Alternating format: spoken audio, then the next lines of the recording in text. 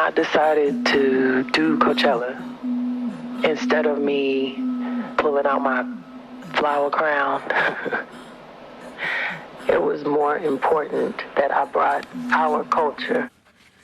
Oh, she didn't put on the flower crown. It was the crown of a queen. Yes. Welcome to ET Live, everybody. I am Lauren Zima here with Courtney Tesno, Denny Directo, and Jason Carter. And we are all in our feelings about the Beyonce documentary. I'm still trying to catch my breath. We all got here at 4 in the morning, yes, to have a viewing party and watch Homecoming together on Netflix. It dropped at midnight, and we're going to go over our reviews of it, our reactions to the most major moments for you guys, because it was powerful, to say the least. And like, I was there both weekends, and I still was acting like I'd never seen this before. Like, it was that epic. And we got a lot of HD concert footage. I know the Beehive, y'all stoked for that. This will be the gift that keeps on giving for years to come, right, guys? Because I didn't get the chance to even see it on YouTube during the stream. So seeing it today in its entirety was, as you said, well, first, I have no words to describe the magic that took place in that documentary. 1 year later, and now you're over here getting all the magic that we had. Better late than never, Taz. Better late than never, right? I mean, 2 hours and 15 minutes. We got the performance sprinkled throughout the documentary. And as you guys noted who were there, you kind of saw it in a new way, because you get these close-up shots, different angles, angles from the back, new camera work. And then sprinkled throughout that performance, mixed in moments with Beyonce and Jay-Z, hearing how it all came together. So let's start out with, I mean, we just heard her say she couldn't put on her flower crown. She had to instead bring her culture to the stage, and she was the first black woman to ever perform at Coachella, one of only a couple of black headliners that Coachella's ever had, period. Right. So it was just amazing to see to her how important it was to bring hope, to bring inspiration, and to put on the stage the faces that some people had never gotten to see themselves reflected in on that stage. Lauren, that was so on the money. Beyonce has been celebrating her blackness since she's been an artist. You know, of course, with the Super Bowl, another world stage where she promoted how beautiful being black is. And only Beyonce could do something like this on the stage at Coachella, because a lot of people may have taken, let's say a lesser artist may have taken that theme and had it very linear, very myopic. Oh, we're going to do an HBCU, and really not giving it the credence and the respect that it deserves. I think there's a lot of pressure she had to fully come through for people of color, because when you have a responsibility to tell the stories of our history, right? Who better to do that than Beyonce? So it has to be done right. Her choices. Yeah, but that's the thing. Yeah, and so this is an intentional thing that Beyonce continues to do. Why it was so special is because Beyonce didn't go to college, and she talks about how Destiny's Child was her college. And so for her to bring the HBCU experience to like the world, that was so special, especially being a black woman, to see so many people there, you know, getting to experience what a lot of people are not exposed to. And so for me, that Beyonce talked about it being us being limitless, us having these big dreams. I mean, she made us all feel that, and she put so much work into that. And that's what she was talking about in the documentary. She, like you mentioned, Courtney, that everything she did was with intention, because for someone who has never experienced or been to an HBCU homecoming, I felt that presence. I was transported into that world. But I also want to point out, Jason, you mentioned, you know, she's been dedicating her artistry and her career to celebrating diversity and blackness, but it's amazing to pick this particular moment and experience of black culture to bring to Coachella. Like, that was well thought out, you know, because it was also the hype. It brought that energy and that something like Coachella needed and also has never experienced before. Well, she said in the documentary, I wanted to do something totally different with a festival show. And we were just talking about Ariana Grande, stand for Ari, love her, but she's in the middle of a tour performing at Coachella. Beyonce, we learned this in the documentary, spent more than 8 months preparing for this Coachella performance and putting thought into every little detail. And I think it's important to note that she mentioned this, she was obviously supposed to play Coachella the year before, and then she got pregnant. So she had a long time, probably more so than any other artist who headlines Coachella, to prep for this. And I remember during the show, which we didn't see in the documentary, at the end when she was thanking all of us and thanking her band and stuff, she said she had been dreaming up this performance for a year. And so her appearance at Coachella meant just as much to her as it meant to all of us who got to watch it. Yeah. So I want to keep talking about this, but through the documentary, powerful quotes come up on screen. You hear from Beyonce. It's interesting. We hear from Beyonce. We don't ever see her speaking directly to camera in this documentary, but want to play a clip, her talking about watching some of these, you know, the Battle of the Bands performances when she was younger. Let's listen to that one. I wanted all of these different characters, and I wanted it to feel the way I felt when I went to Battle of the Bands, because I grew up seeing those shows and that being the highlight of my year. So the highlight of her year, this performance, like you said, a year in the making, really even since her childhood. And she talked about how she selected every single dancer and performer and brought them all out on stage as characters, but as a united team too. That felt so powerful to me. It goes back to her doing everything with intention, and also speaks to her artistry. I would say that Beyonce, to me, and we're talking about generational things. There has in my life, there's never been someone who just gets it in regards to being a performer, in regards to delivering an idea or a creative endeavor the way Beyonce does. Beyonce has. Chris Grant. Sorry, I'm so emotional this morning. I know, right? I'm shook too. Has always talked about just, even in rehearsals, everything is with intention, and rightfully so. You can't. There's no reason why you shouldn't go out and do something without having the right feeling behind it, I guess. And she did her homework. I mean, Courtney, maybe you could speak to this more, but I mean, there was just so many nods to HBCUs and homecoming in particular. I mean, you had the drum lines, you had the steppers, right? I mean, she did it justice. For me, I feel like she nailed every aspect of homecoming. And being a Houstonian, she nailed so many things that were important to her in her hometown when it came to chopped and screwed music, and then her nod to New Orleans and the way that they handle their drumline setup. I just feel like she nailed every aspect of her life so well and just exposed us to this whole new world.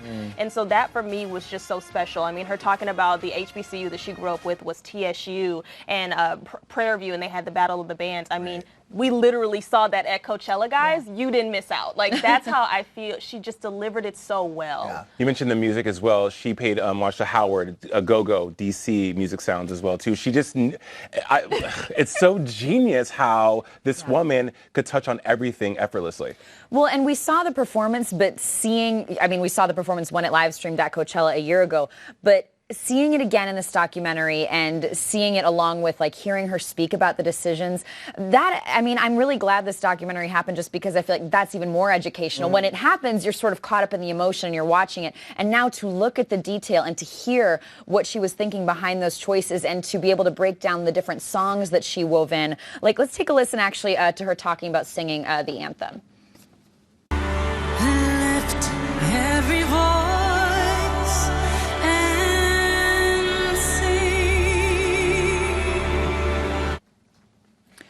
Well, that's her singing it. I mean, and do we also have the clip of her talking about Blue Ivy? No, we don't. Okay. So she talks about, I think, teaching that to Blue Ivy as well in the documentary. But I did not notice on first watch the way that she had woven in. Here's, her in blue.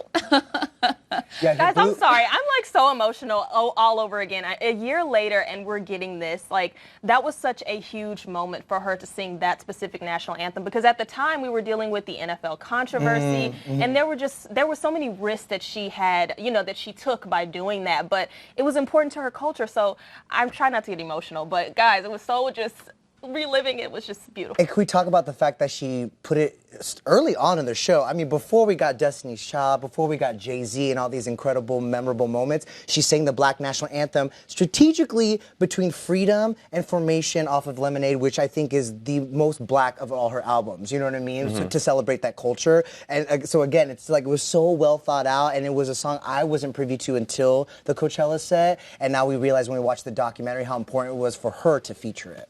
Courtney, can you speak to the Black National Anthem? Because for myself, and I feel kind of bad saying this, but I didn't grow up singing or even hearing the Black National Anthem in New Mexico. That was just something that was just not prevalent in my culture. Can you speak to what it is? Listen, I mean, it is really just a sign of freedom, and there are so many dates and historically significant dates and moments that we don't know about. I grew up celebrating Juneteenth, which is the thing that we celebrate all through Texas, when a lot of black slaves found out that they were free. And so the Lift Every Voice and Sing, though, that was just another song that really just reminded us of where we've come from and then where we're going as a nation. And just being inclusive in general is great, but having that specifically to be a nod to our culture has just been so important to so many African Americans. So I'm just glad that she made it something that's worldwide and now everybody knows about it. Well, and you could tell when she's speaking in this documentary, you can tell how important it was for her to pay nod not just to culture, but like to her own family, talking about, her father going to that, the school he went to, and talking about how in awe she was of these young people who she'd chosen to perform on stage with her, the talents. I mean, she gets into, she's like, their haircuts, the way they're dancing, like their style, their swag. I think she was sort of living out this experience that, like she said, she didn't have because she was in Destiny's Child and that was her college, and she was really wrapped up in and celebrating it all. Yeah. She also talked about, you mentioned inclusivity, and she said she wanted people who are typically underrepresented, marginalized to feel seen and heard, because of course this was a huge platform to share with the world what black culture is. But she also included all kinds of different body types. There's a reason why she performed Mi Gente. There's a reason why she gave a nod to NOLA, New Orleans. I mean, it was just so diverse. And the thing I worship about Beyonce is that she's not just a star, she's a galaxy that lets all the other stars shine. Yes, just dropping the poetic moment. He has been holding on to that phrase for a while. A moment for so many people, so many marginalized people. In the documentary, when you cut to the crowd too, and you see, I mean, people with their jaws dropped, people like shaking, people crying, singing every word. I had forgotten just how huge that crowd was too. You see the sweeping shots of it. Insane. So impressive. I think Coachella reported last year that about 91,000 people attended that show over 2 weekends. That's a lot of people. That's a lot. I mean, I think all in all, like our top takeaway from this is that watching the documentary is really a way to learn more, to see how much she wanted to emphasize and how much she wanted it to be a love letter to her culture, to shine a spotlight on the people who hadn't before. Anything else you guys want to add on that? I would agree with that, and how wonderful it was for, yes, we came to watch the performances, right? But how equally buoyant the story and the reasoning behind it was as well. Because that's really hard to do, Lauren. When you're someone like Beyonce, and you're known for being this epic performer, you really sometimes don't listen to the message because, of course, visually we're captivated, right? For her to actually execute that story and make sure that that message was driven home effectively, only she could do, and I'm glad it was done, because even she said in an interview with her mom that her mom asked her about responsibility, and I bring up that word again because I do think she does have a responsibility to preach these narratives, and she said it is her responsibility. Let's talk Bey as a boss, because what stood out to me so much is that, the documentary kind of begins, we see the performance, but the first thing we get from Beyonce, the first sound we hear from her is her speaking about how they need to run the show again, they need to get it right, she doesn't think it's right, and I was just like, this is setting the tone, this is all her. Let's take a listen. I know everybody's working hard, so we'll get there. All right, have a good anniversary. It's my anniversary.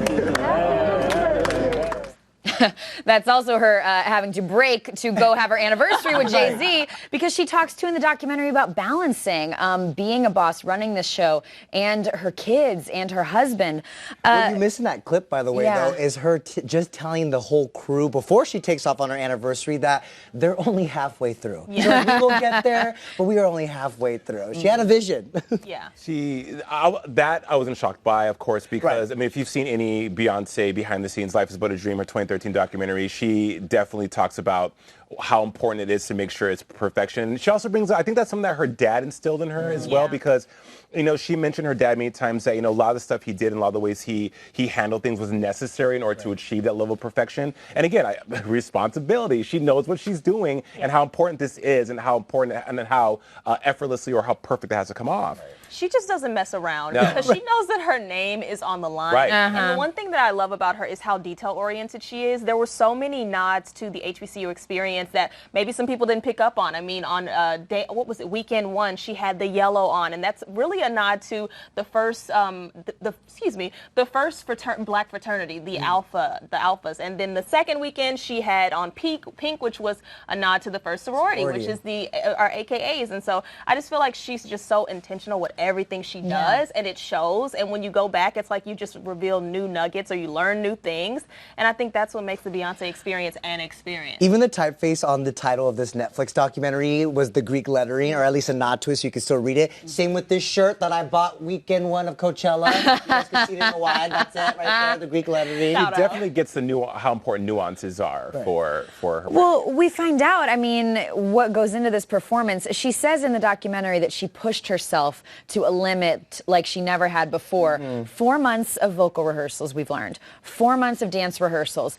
That doesn't even take into account all the time I'm sure she spent on selecting every outfit down to the fabric with, you know, Olivier, I never say his last name right. Rothstein? Yes. Yeah, from Balmain. Yes. She talks about how she had to go back into rehearsal right after the babies, you know, so after the twins. That's a lot. She said she knew that she was putting her 22-year career into a 2-hour homecoming performance, and that homecoming was also a homecoming for her, like coming back to the stage. So what went into it, the detail orientedness? I mean, you guys are longtime Beyonce fans. Like you said, you've watched the other documentaries. I don't remember them word for word like you do. So tell me, had you ever, even for Beyonce, was this a new limit for her? For one performance, I feel like it was a lot. I feel like it was a lot, but I don't think I think it was a new limit for her because of physicality, where she's coming back from having a baby. But like we saw 2011, the Billboard Music Awards, where she did "Girls Run the World," that was a huge undertaking. This is nothing. What Beyonce gave us and showed us about her ethic is nothing new. I think it's just there's an added level of her revealing. I'm sure we're gonna get to that. You know, she is realizing her mortality. She's realizing that, hey, I am not unstoppable. I am human. I'm trying to balance. I'm a mother first and foremost, you know? Because we were literally counting the sweat drops. I know, on her head. We were like, glistening, Court. She was glistening. She doesn't sweat. No, but to speak to that, she does understand that she's getting a bit older. Her priorities may be shifting with being a mother and balancing that. And so this was definitely a challenge for her. But like you said, we've seen her time and time again put on these incredible shows that are going to go down in history. It was striking to me that she both said she wanted her 22-year career in this 2-hour performance, and that she said she would never push herself to this limit again. That made me wonder, I think with Beyonce, we know everything has a meaning. Does that mean she won't have any more kids? Does that mean, you know, how much more will she tour in the future? I mean, she's only in her late 30s, but she's been doing it since she was 15. Since she was 15 years old, and you're right, her priorities have changed, and also having 3 kids. I mean, she said that she had a hard time balancing between being a mother to these children, giving them her all, but then also giving it to her art and stuff. I mean, obviously, when we see the finished product, we're like, oh my gosh, she makes it look so easy. And that's what was so special about the intimate documentary moment sprinkled in this, is that you got to see exactly how much work went into it. She was breastfeeding in the trailers in between rehearsals. Oh my gosh, she was working hard. And I got that sense when I actually spoke with her creative director / choreographer, Jaquel Knight. I talked to him at the end of 2017. I want to say that was the halfway mark. So about maybe between the band rehearsals and the dance rehearsals, and they were well into prepping for this thing. Here's what he told me about what we can expect at the time from the big performance. You know, we're getting ready for Coachella, and you know that's going to change the game, and super excited.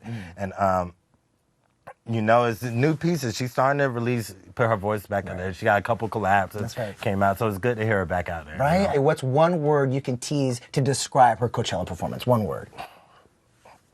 Amazing, beyond, iconic, life, like. Oh, he gave me 4. Thank you. He gave me 4. Life. Right? And he said it was going to change the game, and I feel like we've seen that in the streaming numbers that she broke when it first streamed at Coachella to now. The fact that we're still talking about it a year later, the impact is in next level. Well, it merits a whole documentary, this one performance. I mean, you've seen documentaries about tours before, but I can't think of another documentary that was about one performance. I mean, she reveals, too, that she was working on 3 sound stages, one for musicians, one for dancers, one for a creative team, and she was both participating in and directing the rehearsals, so she would just bop between the sound stages. She directed the documentary. Over 200 dancers, people sharing the stage with her at one time. Yes. Performers. That's intense. So when I'm looking at all this, I mean, again, I'm struck by it. One thing I kept thinking too was, and I don't know the logistics, but God, the cost of all this. Right. Lauren, I thought the same. Wow. I was thinking, like, this must cost millions. She could afford it. Yeah, the sky's the limit. That's the other part I keep thinking about is like she pulled this off also because she could probably afford it. Let's be real. You know what I mean? Well, I don't know, but do you think... I mean, we don't know her contract. We don't know. It made me wonder, did Beyonce make money off Coachella? Because when you just think even 8 months of rehearsals, paying people for 8 months of rehearsals and maybe putting them up and giving them like space, the sound the costumes, the stage that's still on the Coachella grounds again today. I don't think she cares. She's going to Right. give Right. what she wants, and she Exactly. gave it to us and delivered just an iconic performance. So I'm and happy that she speaks spent all the to money. it too. I was gonna say, and can you imagine? Because she is so picky and she is a perfectionist, not liking something of the stage or the lighting, and they just spent thousands of dollars on it, and they get something She's different. done that before. She's done it before, and she even said in the documentary. I mean, every detail. It was every costume choice, the material that the stage was made out of, the shape, the lighting. I mean, and this is no surprise. She is just so hands-on. But this was a huge skill for, again, what, 2 performances? But I have to be completely honest, you guys. I wanted more BTS than the actual performance, personally, because In the I think, documentary. absolutely in the documentary, because again, we've not to this capacity have we seen the performance, yes, but I think there's something to be said about Beyonce's. I guess unavailability as a person. I find her very unavailable. She's fiercely private, doesn't give a lot of interviews. We know she controls her narrative rightfully, so she doesn't owe us that. However, when you're going behind the scenes of something of this magnitude and you're she skimmed the surface of the details. For her to dive in deeper would have been way more impactful for me and much more of a payoff in addition to the visuals of the performance. There were moments where she did share a little bit more and she was more vulnerable, and of course we'll get to that and when it comes to her confidence. But I do think that because the level of of Coachella, I think having the documentary be dedicated to just her performance was warranted, because we've seen in previous documentaries where she's like really close into the camera and just really giving us an inside look into her life. But I feel like this performance was just something that we need to get a better look at. And we saw it from all angles. And listen, it is nice to have the HD version. I don't have to watch the ripped versions on YouTube. I mean, it is the whole concert, and now that lives on Netflix, hopefully forever. Oh, I'll watch it more than once. Yeah, I'll be in my living room dancing to choreography. Right. I'm like, come on. But Jason, I'm with you too. I see both sides of it, because this was this intimate performance, and you look, and in this documentary you can see it down to like, oh, she was moving her fingers to the beat, every single move.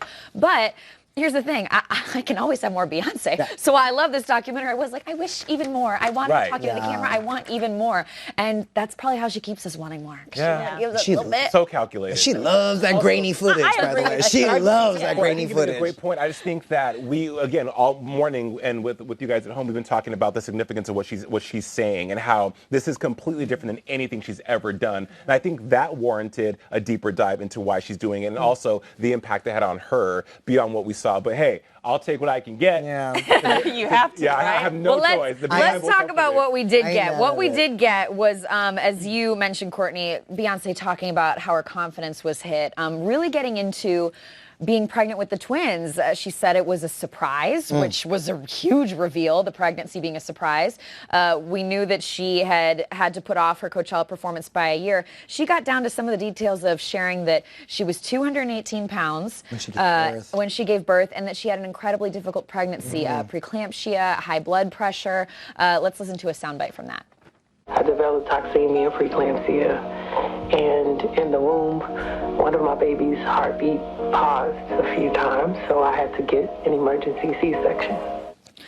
Wow. So that was really vulnerable and wild to learn, and her talking so much about her confidence. How much did that touch you, Courtney? Because I feel like we were almost in tears. No, I actually was in tears. I believe that seeing that more vulnerable side of Beyonce is something we don't see often, because when she's performing, she's giving us all these different emotions in the face, but when she actually talked about being able to fit into her costume again, and, you know, being able to celebrate that with Jay-Z, who saw her get down to that size, I just just felt like we saw a more vulnerable side of her. We saw an intimate look into their marriage and the way that they are with one another, and they seem to have a really genuine friendship. So to see Beyonce not be perfect, for me, made her even more perfect. And I'm like, why? Why are you doing this to Because us? she really seemed in the documentary to be plagued by these insecurities. I mean, you know, we talk about when we see that final product, like the snapback. You know, she got her body back, but it wasn't easy, and it was for her something that she had to deal with and battle with for herself. Because as much as she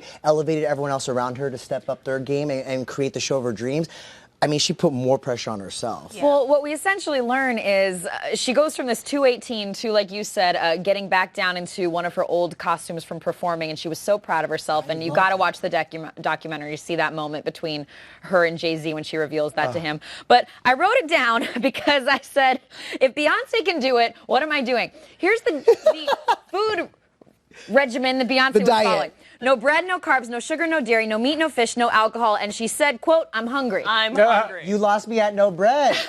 And then after no alcohol, I was like, nope, I can't do it. I'm not gonna do it. Beyonce's commitment, her work ethic. She said at one point you see her and she says, I want to be able to do Soul Cycle, run stairs, and rehearse all in one day.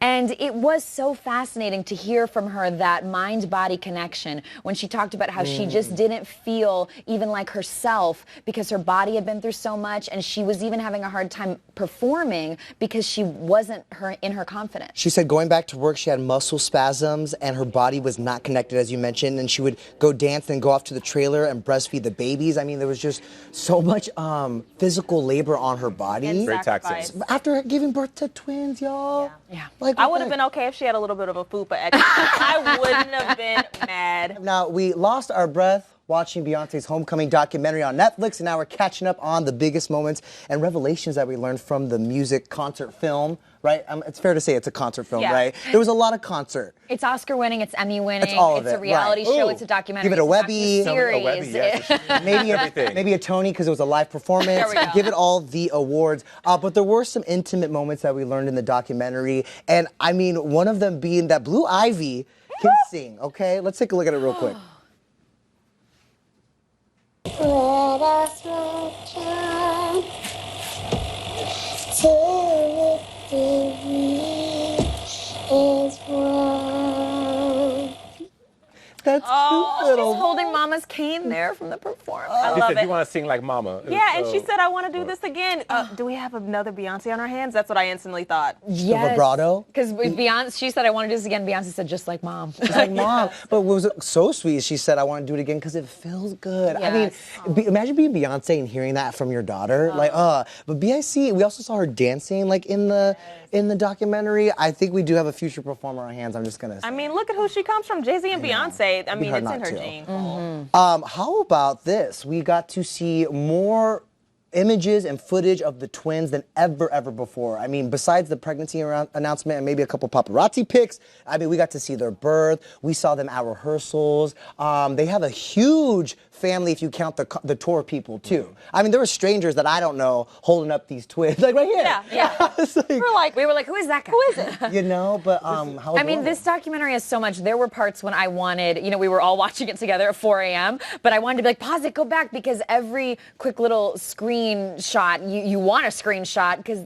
she reveals things in this way where, I don't know, you're captivated by it, but like you said, more of the twins than ever before, and it really got to my emotions. Because it's real. Because it's not some, let me sell my pictures to people. It's not some contrived situation where it's glossy lights. It's just very, very real. And Beyonce is the queen of controlling every single narrative of her life, from her business to her family. And family, as we've seen, and she's talked about this time and time again, is zenith, pinnacle for her, the most important thing. And her family's so integrated in what she does because she has to do it all at all times, right? And that's why she was talking so much about the balancing act, and plus their babies. Like, she's not going to bring them onto a red carpet. She's bringing them to her place of work. She's bringing them to her work family and stuff. And it's just amazing to see how much they've grown, because I think we have a picture of Beyonce with the twins when she announced the birth of them, Rumi and Sir. But yeah, they're getting so big and so They're fat. big and they're Jay-Z clones. There you go. guys. They are. Look at it. You can't see the Jay-Z or the Beyonce in this photo, but you can see them in the doc for sure.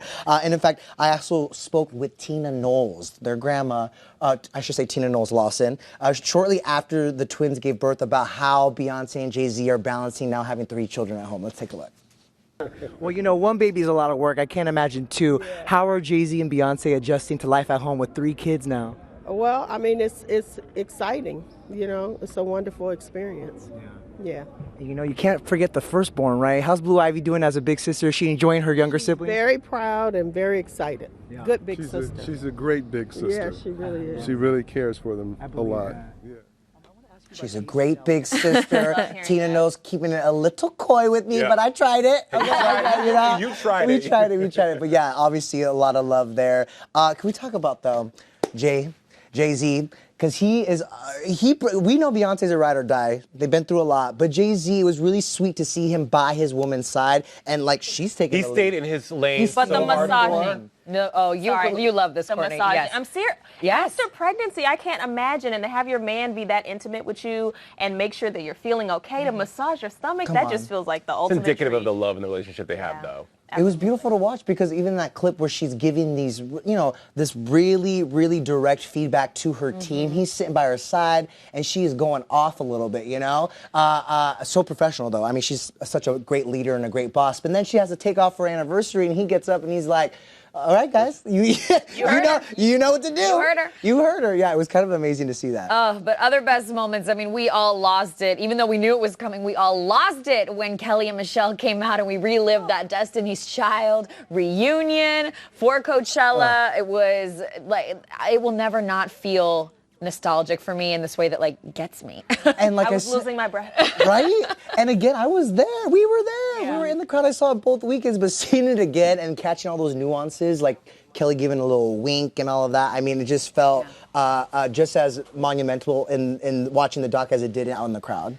But you guys noticed being there, you also kind of noticed some stuff that they have left out of this documentary. So best moments, but what about what wasn't in there? I mean, we talked about it, J Balvin. Yeah. That was one of the huge ones with Mi Gente, and I really would have loved to see him be on stage with her. That could have been something included. Right. That was missing because he popped up for weekend 2. In fact, this is my concert footage. I took this on my phone. This is, you know what's amazing about this moment, though, you guys, is, I mean, this really set the stage for his appearance at Coachella this year on that same stage. He shared on Instagram saying that he dreamt of being at Coachella, but he wanted to go when he was going to be performing. So he never attended as a guest or going to see other shows. And he said the first time was with Beyonce, of course, and then he got to pop up on that main stage for his own set. So, yeah, we missed J Balvin from this documentary. And then, Jay, to your point, you talked about how she, you know, controls the narrative. The wardrobe malfunction, we didn't get a chance to see that. I know she kept in the Solange and Beyonce falling, and that was cute and everything, but the wardrobe malfunction was just as big of a moment, and it should have been included in the documentary. Well, you know, we like seeing a little bit of humanness, which is, I think, why we were so just enthralled with her talking about her weight issues, her confidence issues. So I wouldn't have minded the wardrobe malfunction being in there, but I get that Beyonce, she wants to give us the right level of perfect. She did keep the fall in, but I'm with you. And you see here, this is not the documentary. This is actually a clip from the actual live stream. This was not shown in Homecoming. Instead, it was weekend 2. But also because, you know, look at her. She's clearly struggling. I could see why she decided that she did not want people holding to see that dress up. I would have loved to see it. Can I ask you guys, having been in the crowd, one thing I couldn't stop thinking about when I was watching Homecoming was you don't hear Beyonce breathe when she performs. I'm serious, and I was actually wondering, did they edit out her breaths? No! It's like you're watching, and we were talking about this, she's not sweating, which, okay, she's got the fans, but you don't hear, you know, with singers who have that powerful of a voice, you can hear a gasp for air. I'm like, has she trained herself? She had to be on the treadmill singing to get that kind of stamina. I feel like just her regimen as an artist is why she's able to do what she does. She's one of the few performers who can do that. So I'm not surprised in one area, but for a over an hour long performance, I could see your We point started going. to see, though, I'm wearing glasses today. She did start to sweat and seem a little winded towards the end. Yeah. But I mean, she's human. That's natural. I still give it up to her for being able to perform full out with a handheld. I have never seen. The only time I've seen Beyonce drop a mic is at the 2011 VMAs where she announced she was pregnant. Right. That exactly. was dropped the mic. It is attached to that hand. And you pointed out, Jason, I don't know of another artist who does shows like that with full choreo holding a handheld the entire time. I literally can't think of anyone else. She builds it into her choreography, but something I need to remind y'all is that this was also months and months of rehearsal. She built that stamina, but she does breathe, obviously. Also, it's a documentary. I'm not sure she breathes. I'm sure there's some sound. I'm not sure she breathes. I'm sure there's some sound mixing. It is a Netflix She might be running off just the energy of the galaxy, as you said, There's Jenny. no way. Absorbing the energy. It's that. I don't know. It wouldn't surprise me. She needs to be studied by science. Her body's insane. I'm not sure I've ever looked at another woman's butt so much as I did watching this documentary. You and the rest of the world. Her butt, look, she is so fit. Her, the muscles in her legs.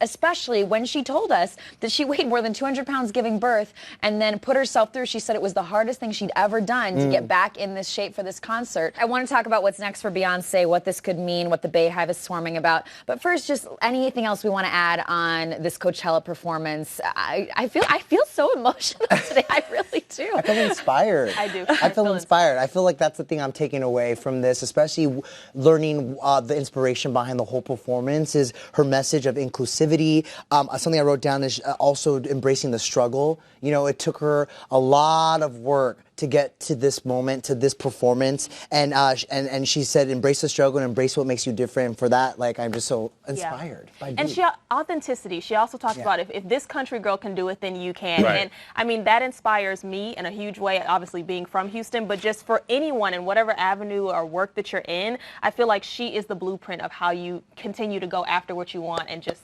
She is just everything, guys. Yeah. Jay, what do you have to say? I agree wholeheartedly with what you guys have to say. I think some of the most poignant moments for me were talking about, she had said something about putting a black woman in a box. She didn't want to be put in a box. And just the whole message of inclusivity, confidence, and knowing that you are not alone. Because I think now more than ever, we live in such a divisive time, regardless of if you're gay, straight, black, white, female, male. We're all struggling with something. And so I think for someone like Beyonce to be like, I see you, I see you, I get you, it feels good.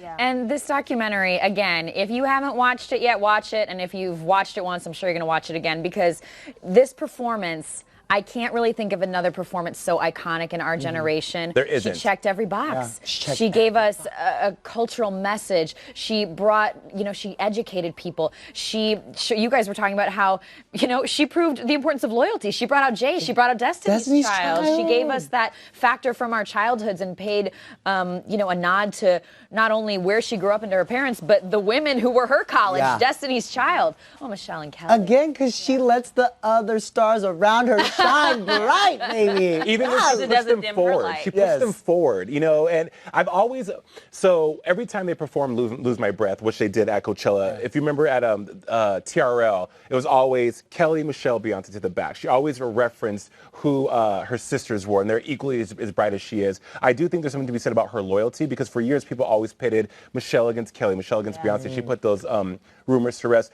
35 songs, you guys. She performed 35 songs and told an amazing story, and not many people can do that. Not many people can do that. And by the way, Everything in Sync now, the Homecoming Live album, available, so you can stream it. When we were in Hair and Makeup, we were streaming it. We've been in Beyonce all day.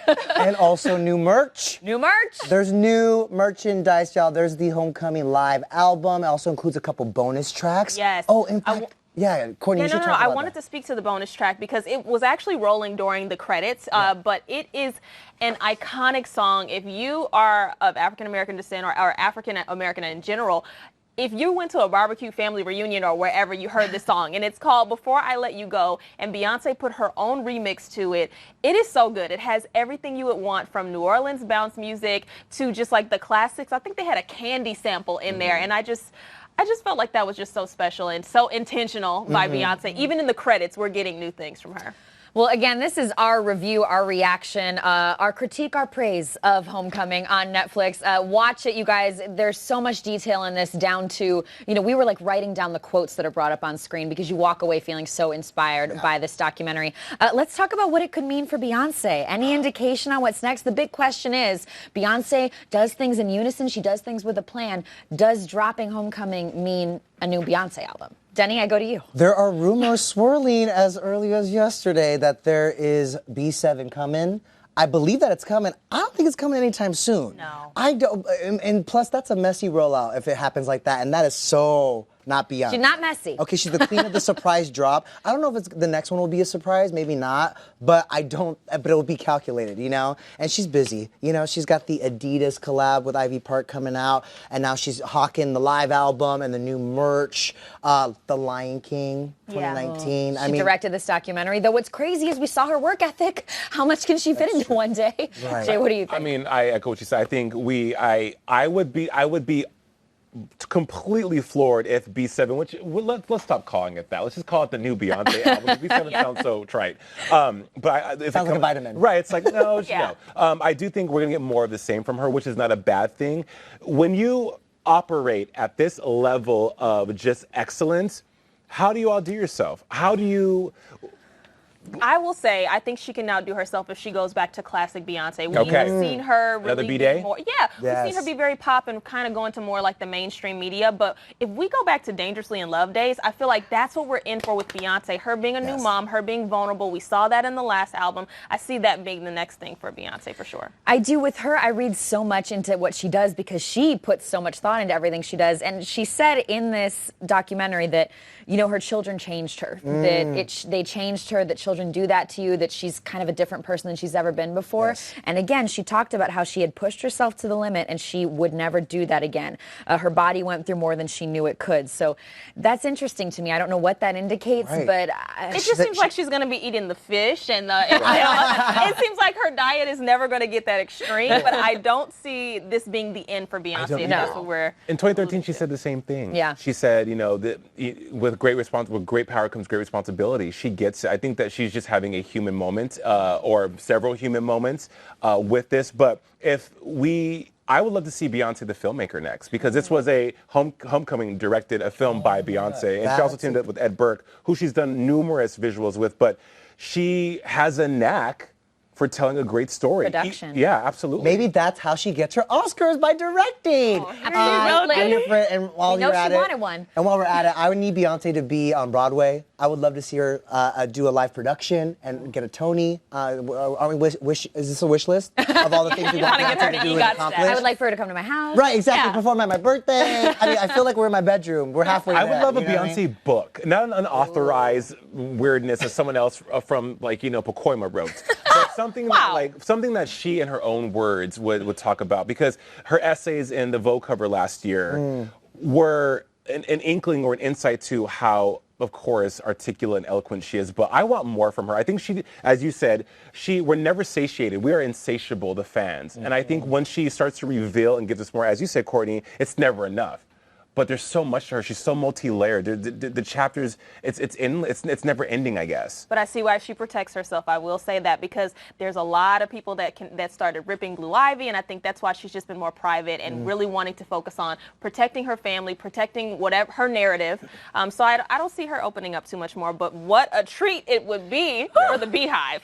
Yeah. Yes, and what a treat. Go. Speaking of treat for the Beehive, by the way, guys, if you're at Coachella this year, you can relive this experience. They have Beyonce's Pyramid Stage on display on the way into the festival. I took a couple photos in front of it. It exists. It lights up at night. They have security guards watching it like 24/7, so no one gets on the risers, but you can strike your pose. You can do your little Beyonce. You can do your Everybody Mad choreography that we're going to be practicing. Yes. I think we have it. You guys want to see it? Can we just highlight, though, how Beyonce is that one iconoclastic person who's able to change pop culture instantly?